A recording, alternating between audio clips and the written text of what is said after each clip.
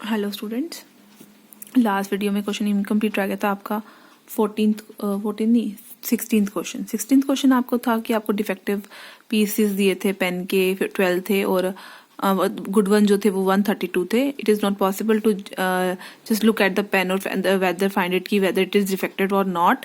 तो उसके लिए हम क्या करते हैं, यहाँ बोला था कि one pen is taken out at random from this lot और हमने डिटर्मिन करना है कि प्रोबेबिलिटी क्या होगी कि उसमें से जो है पेन जो है वो गुड वन होगा. ठीक है, तो हमने यहाँ पे पहले निकाला नंबर ऑफ डिफेक्टिव पेन जो थे वो 12 थे, नंबर ऑफ गुड पेन जो थे वो थे 132. टोटल नंबर ऑफ पेन्स निकाले वो हो गए 132 plus 12 that is equals to 144. ठीक है, तो पेन इज गुड वन, तो उसकी प्रोबेबिलिटी क्या आएगी, नंबर ऑफ फेवरेबल कंडीशंस कितनी, इसमें नंबर ऑफ फेवरेबल आउटकम्स कितनी आएंगी 132, तो ये हो जाएगा 132 upon total outcomes that is 144. ठीक है, सॉल्विंग करके ये आ जाएगा 11 अपॉन 12. नेक्स्ट क्वेश्चन है आपका 17th क्वेश्चन. 17th क्वेश्चन में आपको बोला है lot of 20 bulbs contain 4 defective ones. ठीक है, तो 1 bulb is drawn at random from the lot. What is the probability that bulb is defective. ठीक है, हमने बताना है कि प्रोबेबिलिटी डिफेक्टिव वाले की क्या होगी. Firstly total number of bulb जो हैं वो कितने हैं 20 हैं, डिफेक्टिव बल्ब्स कितने हैं 44. ठीक है, हम निकालेंगे number of non defective bulbs कितने हैं, वो हैं 16. बिकॉज ये अब आप इसमें है कि फर्स्ट पार्ट में तो हमारे को नॉन डिफेक्टिव का कुछ पूछा नहीं है, बट सेकंड पार्ट में पूछा है, इसलिए हम क्या करेंगे इसमें नॉन डिफेक्टिव बल्ब्स जो है वो फाइंड आउट करेंगे. ठीक है, तो अब हमें निकालना क्या है, हमें निकालना है डिफेक्टिव बल्ब्स की प्रोबेबिलिटी. तो नंबर अगर डिफेक्टिव बल्ब्स की प्रोबेबिलिटी निकालनी है तो उसमें नंबर ऑफ फेवरेबल आउटकम्स कितनी हो जाएंगी 4. तो प्रोबेबिलिटी क्या आ जाएगी 4 अपॉन 20 दैट इज 1/5. ठीक है, नेक्स्ट है यहाँ पर सेकेंड पार्ट में आपको दिया हुआ है कि आपको बोला है suppose the bulb is drawn is not defective. ठीक है, हमने बताना है कि अगर जो बल्ब निकाला है वो क्या है डिफेक्टिव नहीं है, तो 1 bulb is drawn at random from the rest. ठीक है, तो अब अगर बल्ब जो निकाला वो डिफेक्टिव नहीं है और रिप्लेस भी नहीं हो सकता, तो टोटल 20 बल्ब थे. तो इसमें हमारे पास यहाँ पर टोटल आउटकम्स कितनी होंगी, ये टोटल आउटकम्स कितनी हो जाएंगी, टोटल आउटकम्स होंगी 19. टोटल आउटकम्स कितनी होंगी 19.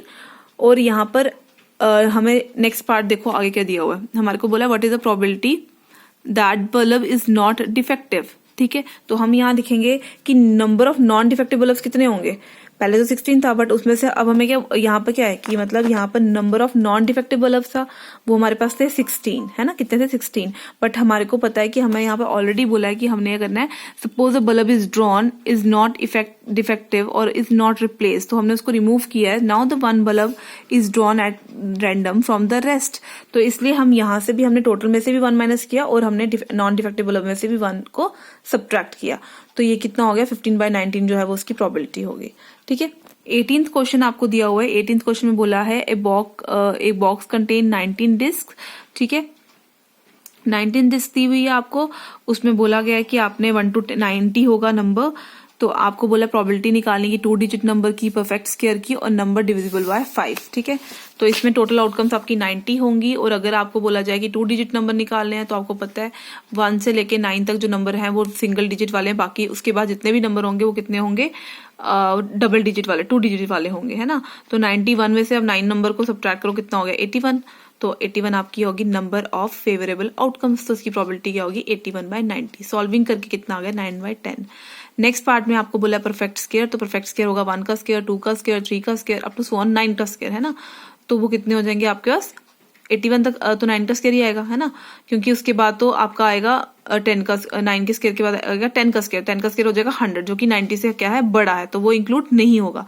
तो यहाँ पर टोटल स्क्वायर कितने आएंगे 9, तो प्रोबेबिलिटी क्या हो जाएगी 9/90 that is equals to 1/10. Next है गेटिंग नंबर डिविजिबल बाय 5. तो वो कितना हो जाएगा आपका, देखो कौन कौन से नंबर होंगे, वो होगा 5, 10, 15, 20, 25 अप टू सो ऑन, है ना, यहाँ तक 90 तक. तो ये काउंटिंग करेंगे तो कितने नंबर हैं ये 18. तो इसकी प्रोबेबिलिटी क्या हो जाएगी 18/90 दैट इज इक्वल्स टू 1/5. ठीक है, नेक्स्ट क्वेश्चन आपको दिया हुआ है क्वेश्चन नंबर 19 जो है वो आप खुद ट्राई करोगे, बिल्कुल सिंपल सा क्वेश्चन है. नेक्स्ट है यहाँ पर suppose you drop a die at random on a rectangular region. ये आपको rectangular region दिया हुआ है. ठीक है, तो उसमें ये आपका 3 है और ये क्या है 2. ठीक है, तो आपको यहाँ पर दिया हुआ है what is the probability that it will land inside the circle with diameter 1 meter. ठीक है। तो यहाँ पर आपको रेक्टेंगल कितना दिया हुआ 3 मीटर और लेंथ कितनी दी है रेक्टेंगल की 3 मीटर और ब्रेथ दी है 2 मीटर, ठीक है। और साथ में सर्कल का रेडियस डायमीटर कितना दिया 1 मीटर। तो पहले हम रेडियस निकालेंगे, ठीक है। और अब हमने यहाँ पर एरिया निकालना है। क्या निकालना है, बिकॉज यहाँ पर देखो, यहाँ पर मेंशन किया है, हमने बताना है कि कितना जो है वो ड्रॉप जो है वो अंदर लाई करेगा नहीं करेगा, उसके लिए आपको एरिया से ही पता चलेगा, है ना। तो इसलिए हम दोनों पार्ट्स का एरिया निकालेंगे, मतलब हम सर्कल का भी एरिया निकालेंगे और हम रेक्टेंगल का भी एरिया निकालेंगे, ठीक है। सर्कल का एरिया फॉर्मूला होता है पाई आर स्क्वायर, ठीक है। हमने वैल्यू पुट की। अब इसको मैं सॉल्विंग करके भी कर सकती हूँ या मैं इसको डायरेक्टली लिख दूँ पाई/4, ठीक है। ये आ जाएगा पाई 1/2 का square that is equals to pi into 1/4, जिसको मैं लिख सकती हूँ पाई/4, ठीक है। ये मैंने इस तरीके से किया, ये शॉर्ट में हो जाएगा, सॉल्विंग करके भी कर सकते हैं। नेक्स्ट है, हमने निकाला area of rectangle that is length into breadth that is 6 metre square metre. तो फिर डाई का ड्रॉप जो है वो कितना हो जाएगा आपका इनसाइड द सर्कल, वो हो जाएगा आपका जो आपका ये वाला एरिया ऑफ सर्कल होगा, बिकॉज वही इसके रेक्टेंगल शेप के अंदर होगा, तो वो ऊपर आ जाएगा आपका। और इसको डिवाइड किससे करेंगे, हम इसे डिवाइड करेंगे सर्कल के से, ठीक है। तो ये कितना हो जाएगा आपको पाई/26, ठीक है। सॉल्विंग करके पाई/4 डिवाइड बाय 6 कितना हो जाएगा पाई/26, ठीक है। नेक्स्ट है 21st क्वेश्चन। 21st क्वेश्चन आप खुद ट्राई करोगे।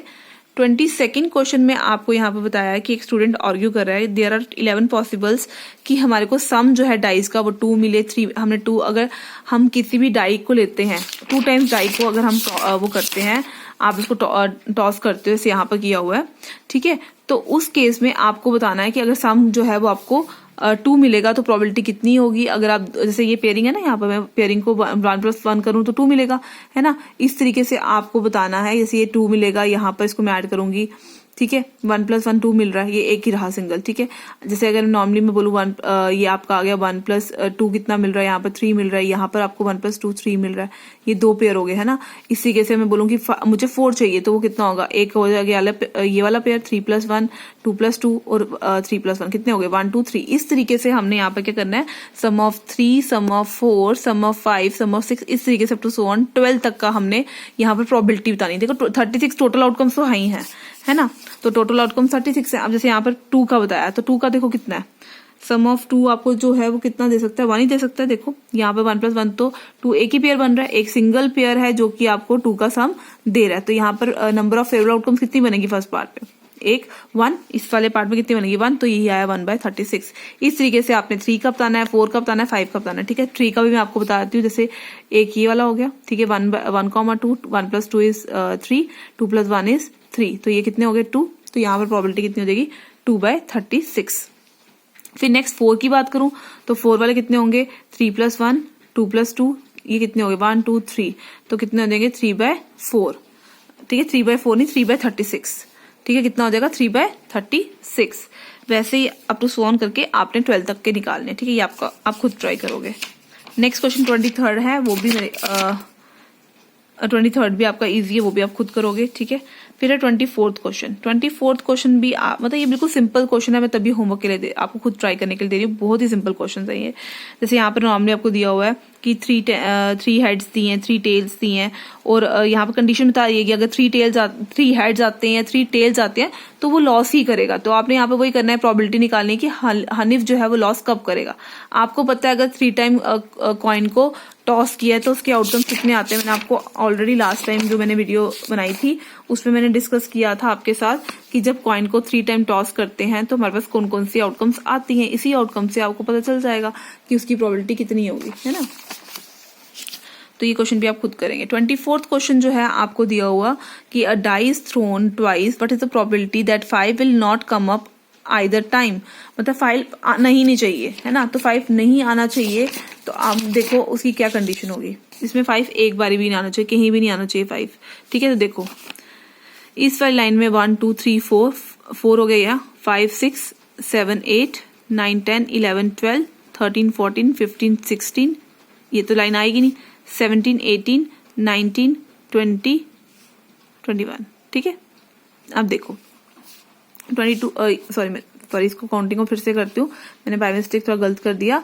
यह 1 से स्टार्ट करना था, ये हो गया 1 2 3 4 5, ठीक है। बिकॉज इसमें देखो आपने ये करना है ना, आपने ये वाली टर्म लेनी है, ठीक है, बिकॉज इसमें भी आपको 5 मिलेगा, ठीक है, और ना ही आप ये टर्म लोगे, ठीक है। इसको आप जनरली इसको और इसको कैंसिल कर दो, जैसे ये आपने ये लेना नहीं है, ठीक है, और ना ही आपने ये लेना है, तो कितने होंगी 1 2 3 4 5, 1 2 3 4 5, तो कितनी टर्म्स है यहाँ पर 1 2 3 4 5 है ना, 1 2 3 4 5, बिकॉज ये टर्म को हम कंसिडर नहीं करेंगे।